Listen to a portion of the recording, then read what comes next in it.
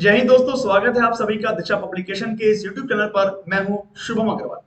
दोस्तों, आज के इस लेक्चर में हम लोग बात करेंगे तुर्की की फॉरेन पॉलिसी को लेकर बात करेंगे। जिस तरह से उसके कदम अब आगे आ रहे हैं, जिस तरीके से वो अपनी पॉलिसी को बना रहा है, जिस तरीके से वो स्ट्रेटेजी को बना रहा है जो कि ऑटोमन फुटप्रिंट्स की ओर जाती है दोस्तों, तो उसको लेकर क्या हम लोग का ये नजरिया है उसको देखेंगे आज और जानेंगे पूरी बात कि क्यों ऐसा तुर्की करना चाह रहा है और इसके क्या फायदे क्या नुकसान भारत के परिप्रेक्ष्य में होंगे और किस तरीके से आगे भारत को यहाँ पर डील करना होगा।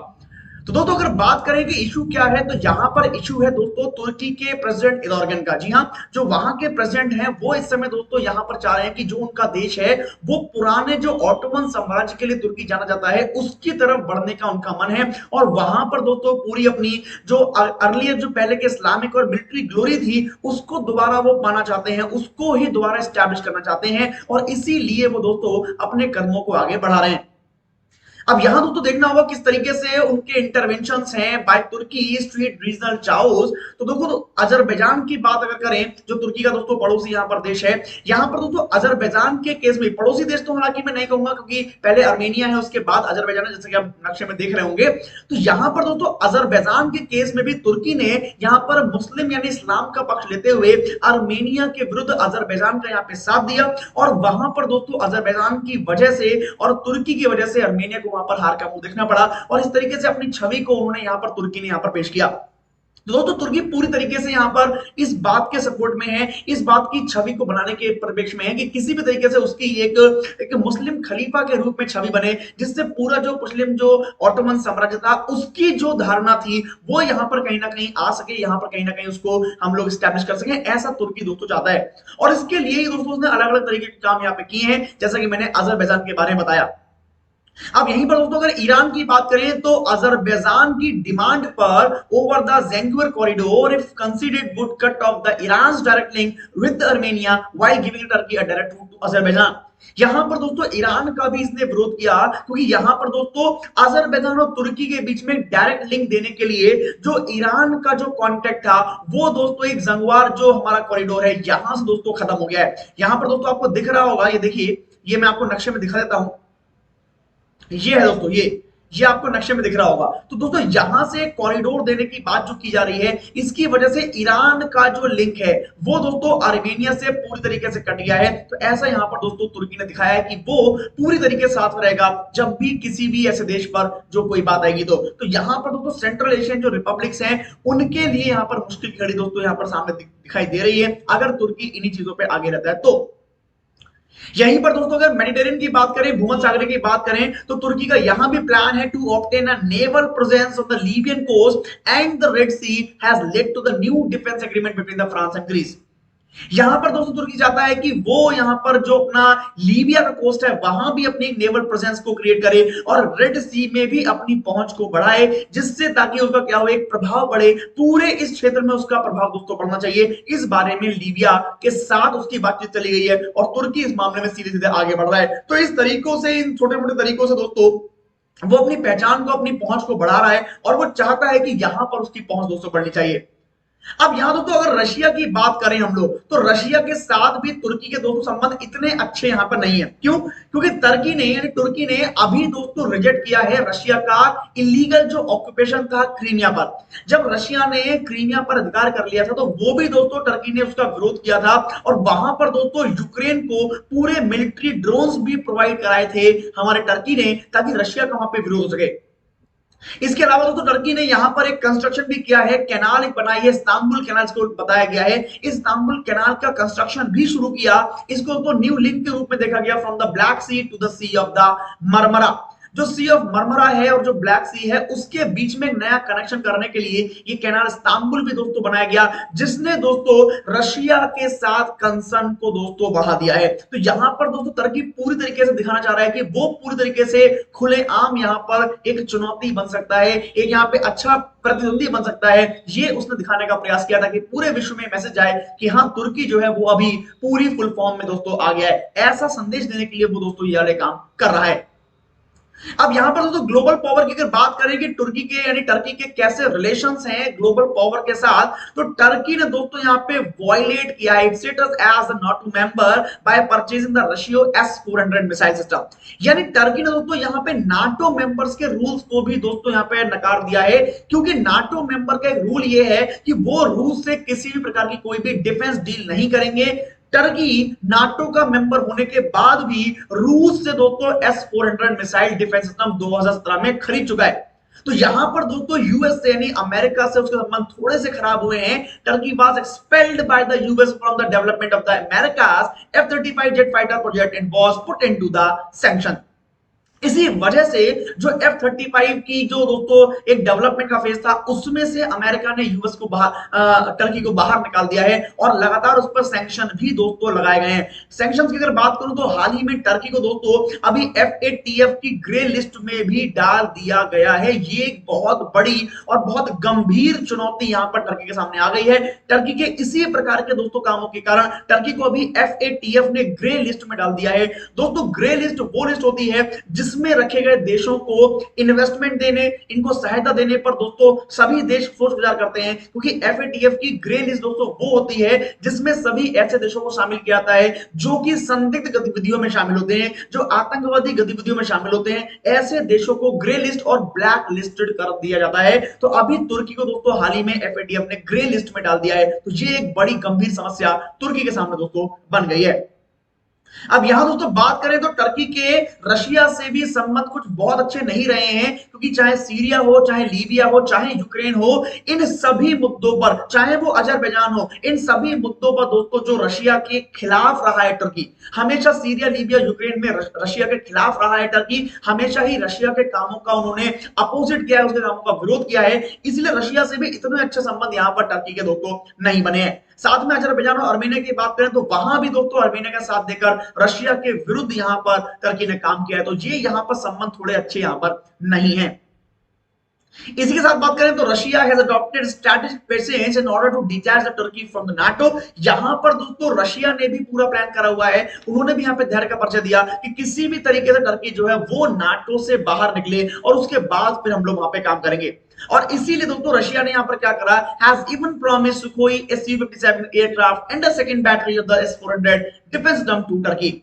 यहां पर इन्हीं सब चीजों को देखते हुए रशिया ने भी टर्की को ऑफर किया हुआ है कि वो S-400 और Su-57 एयरक्राफ्ट के डेवलपमेंट में दोस्तों टर्की को हिस्सेदार बनाएगा। तो ऐसे दोस्तों यहां पर पूरे मिनट चल रहे हैं, लेकिन टर्की का सोचना यहां पर वही है किसी तरह से वो पूरे विश्व में अपने आप को नेता घोषित कर सके।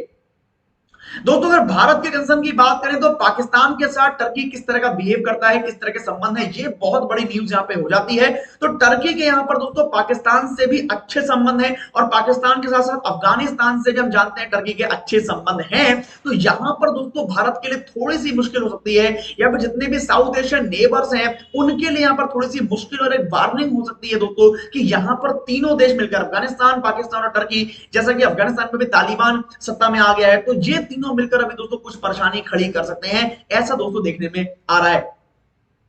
बात करूंगा दोस्तों टर्की और पाकिस्तान के संबंधों की, तो टर्की का अभी हार्ट ऑफ एशिया जो कॉन्फ्रेंस हुआ था इस्तांबुल में दोस्तों, वहां पर दोस्तों मेजर डिप्लोमेटिक व्हीकल्स लिए गए थे। वहां पर बहुत सारे रिकंसाइलेशन दोस्तों बात की गई थी अफगानिस्तान के लिए, और भी तो कई मुद्दों पर इन सब देशों के बीच बात हुई थी जो इंडिया के लिए थोड़ी सी चिंताजनक बात हो सकती है।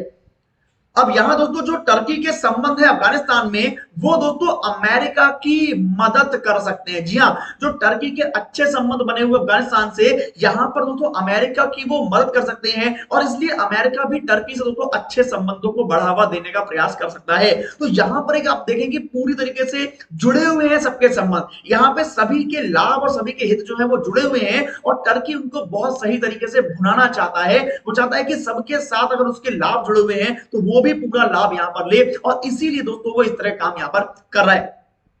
साथ में अगर बात करें तो पाकिस्तान के पीएम इमरान खान दोस्तों has rallied behind the Erdogan's ambition to seize the leadership of the Islamic world from Saudi Arabia.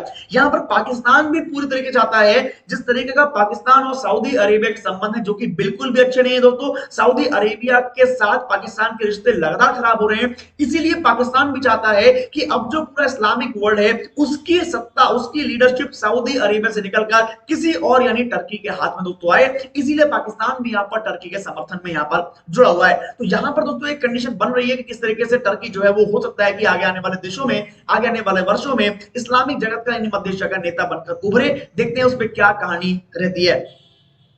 दोस्तों बात करें what is the status on resetting of relationship की, अगर यहां पर हम देखें तो Turkey has reached out to both Egypt and Saudi Arabia to improve their relation.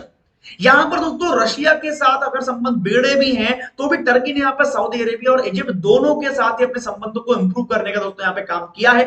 Turkey has also signaled a new approach in Libya that would accommodate its rivals Egypt, the UAE and the Russia। यहां पर Libya के बारे में दोस्तों उन्होंने signal दिया है कि हम नई अप्रोच के साथ काम करेंगे, जिससे वो चाहता है कि पुराने बिगड़े हुए संबंध दोस्तों सुधारे जाएं और उसकी पहुंच दोस्तों यहां पर बढ़े। तो यहां पर दोस्तों एक देखने वाली बात हो किस तरह का वो डुअल ट्रैक अप्रोच अपनाता है Turkey with Iran by confronting it the Congress while building the substantial bilateral energy and economic ties. यहां पर ईरान के साथ किस तरह के संबंध उसके रहते हैं, क्योंकि ईरान के साथ दोस्तों आगे संबंध उसके अच्छे रहेंगे या नहीं रहेंगे ये अभी के उसके वादों पर डिपेंड करेगा कि किस तरीके से वो ईरान को लेता है। हालांकि दोनों में ही दोस्तों इतने अच्छे संबंध नहीं है दोनों देशों में, बट आगे आने वाले समय में ईरान की सहायता की जरूरत जरूर पड़ेगी। तो देखते हैं वहां पर कैसा टर्की का यहां पर बिहेव रहता है। अब यहां अगर बात करें टर्की ने दोस्तों इनसे जरूर किया था यहां पर किसके लिए, स्ट्रेटेजिक ऑटोनॉमी के लिए एंड इंडिपेंडेंस ऑफ एक्शन के लिए and enjoy sitting the global high table के लिए यहां पर जरूर किया था। बट जो डोमेस्टिक डिवीजंस है दोस्तों, चाहे वो इकोनॉमिक फ्रेगलिटी की बात करें सच एज एम्प्लॉयमेंट, इन्फ्लेशन या करेंसी कोलैप्स की बात करें, तो वहां पर दोस्तों फाइनली डिटरमाइन करने की जरूरत है क्या रीजनल इन्फ्लुएंस और टर्की, यानी इन चीजों पर कितना क्षेत्रीय प्रभाव टर्की का रहता है, चाहे वो अनएम्प्लॉयमेंट हो, चाहे वो इन्फ्लेशन हो, करेंसी कोलैप्स हो या कैपिटल फाइट हो, इन सब चीजों में टर्की का आगे आने वाले दिनों में कैसा प्रभाव रहता है दोस्तों, ये फाइनली डिटरमाइन करने की अब जरूरत यहां पर होगी दोस्तों। अब दोस्तों इसके साथ ही हम बात करें भारत के संबंध में कि क्या चैलेंजेस हैं भारत के लिए, तो जिस तरीके से दोस्तों टर्की के संबंध अफगानिस्तान से बढ़िया हो रहे हैं वो दोस्तों कहीं ना कहीं दिल्ली और अंकारा के बीच में एक कॉन्फ्लिक्ट का रीजन दोस्तों बन सकता है। अफगानिस्तान में तालिबान सत्ता है जो जहां तक हम जानते हैं दोस्तों भारत की विरोधी मानसिकता ही वहां पे है। भारत और तालिबान के बीच में कभी बहुत अच्छे संबंध दोस्तों नहीं रहे हैं और ऐसे में तालिबान से टर्की का अच्छा संबंध होना दोस्तों ये भारत के लिए चिंता की घड़ी हो सकती है। India's opposition to alliance and Turkey's elements reflected divergent international orientation of the Delhi and Ankara after the Second World War. And Turkey is deepening bilateral military security cooperation with Pakistan, made it even harder for the Delhi to make the positive view of Ankara। यानी जिस तरीके से दोस्तों Turkey के काम और उसकी strategy, उसके प्लान दोस्तों जिस तरीके से भारत विरोधी सोच के रहते हैं, ऐसे में दोस्तों भारत के लिए एक पॉजिटिव व्यू रखना टर्की के मामले में ये बहुत मुश्किल होने वाला है आगे जमाने में, आगे के काल में। देखना होगा कि किस तरीके से भारतीय सरकार, इंडियन गवर्नमेंट किस तरीके से टैकल करती है टर्की के इस मूवमेंट को और किस तरीके से वहां पे भारत के प्रभुत्व को कायम रखने का प्रयास यहां पर करती है। तो ये एक दोस्तों देखने वाली बात यहां पर हो सकती है। टर्की के साथ दोस्तों पाकिस्तान की बात करें तो वो दोस्तों सेंट्रल ट्रीटी ऑर्गेनाइजेशन के भी पार्ट हैं जिनको 1955 में दोस्तों ब्रिटिशर्स के द्वारा बनाया गया था। Although CENTO eventually would have been 1979, Turkey and Pakistan renamed close partners in a number of regional organizations and international forums like Organization of Islamic Cooperation। यानी यहां पर दोस्तों टर्की और भारत के बीच में अगर बात करें तो भारत के लिए और भी चिंता की बात इसलिए है क्योंकि पाकिस्तान के साथ टर्की के बहुत अच्छे संबंध तो मैं कहूंगा नहीं है, लेकिन हाँ अच्छे स्तर पर संबंध दोस्तों वहां पे हैं। पाकिस्तान का सपोर्ट होना टर्की को और टर्की का सपोर्ट होना पाकिस्तान को, डिफरेंट मंचेस पर पाकिस्तान और टर्की के साथ में आना, ये कहीं ना कहीं दोस्तों भारत के लिए चिंता के विषय हो सकता है और भारत को इस बारे में दोस्तों तबीयत से सोचने की जरूरत पड़ सकती है ताकि भारत के लिए आगे आने वाली चुनौतियों से निपटने के हथियार अभी से दोस्तों प्राप्त हों। तो यहां पर दोस्तों कुल मिलाकर अगर देखा जाए तो टर्की एक ओवर एम्बिशियस फॉर्म में है, हम उसको ओवर एम्बिशियस बोल सकते हैं, लेकिन कहीं ना कहीं टर्की ने भी कुछ ना कुछ सोच के ही दोस्तों रखा होगा। वहां के जो भी स्ट्रेटेजी मेकर्स हैं, जो भी पॉलिसी मेकर्स हैं, उन्होंने भी कुछ ना कुछ सोच के रखा होगा। तो इस तरीके से दोस्तों टर्की का ओवर एम्बिशियस पार्ट पूरे विश्व में उथल पुथल का मतलब बन सकता है, मकसद बन सकता है। जिस तरह की चीजें इस समय चल रही हैं, जिस तरह का पॉलिटिकल और इकोनॉमिकल वॉर दोस्तों चल रहा है पूरी दुनिया में, उसको देखते हुए भारत को बहुत सतर्क रहने की जरूरत है क्योंकि दोस्तों पासा किधर भी पलट सकता है। तो यहां पर भारत को अभी से इस बारे में सोचने की जरूरत है, क्या इसके अच्छे प्रभाव होंगे, क्या इसके बुरे प्रभाव होंगे, इस पर दोस्तों भारत को सोचना होगा। चलिए तो दोस्तों आज के इस लेक्चर में मुझे उम्मीद है कि आपको समझ में आया होगा टर्की का पॉइंट ऑफ व्यू क्या है, टर्की क्या करना चाहता है और क्यों करना चाहता है, ये भी आपको समझ में आया होगा। दोस्तों आज के इस वीडियो को यहाँ पे ओवर करेंगे, मिलूंगा आपसे अगले वीडियो में दोस्तों नेक्स्ट टॉपिक के साथ। जुड़े रहिए हमारे साथ दिशा पब्लिकेशन के इस यूट्यूब चैनल पर। दोस्तों आज के इस लेक्चर में ओवर करूंगा मैं, आप सभी लोग खुश रहिए, सुरक्षित रहिए, स्वस्थ रहिए, हमेशा दोस्तों ऊर्जाओं से भरे रहिए, आलस्य से दूर रहिए। इन्हीं शुभकामनाओं के साथ दोस्तों आप सभी को मेरा नमस्कार, आप सभी को मेरा जय हिंद।